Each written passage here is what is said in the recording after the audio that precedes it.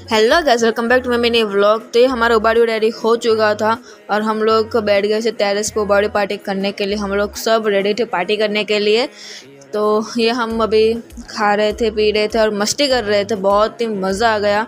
और ये इधर इनकी खिंचाई कर रहे थे और ये हमारा नाना नानी सब लोग, बहुत ही मज़ा आ रहा था टेरेस पे। और ये रही मैं ठंडा पी रही थी। और खाने के बाद हमने खूब सारा डांस भी किया, क्योंकि हम लोग जब भी पार्टी कर रहे थे तब टेरेस पे ही करते हैं और खाने के बाद खूब नाचते हैं। और थोड़ी बहुत ठंड भी लग रही थी तो इधर थोड़े बहुत तो हम लोग तापने भी कर रहे थे और साथ में डांस भी कर रहे थे। दोनों काम हम लोग कर रहे थे। खाना खाया, फिर बहुत सारा डांस किया और बहुत ही मस्ती की हमने तो।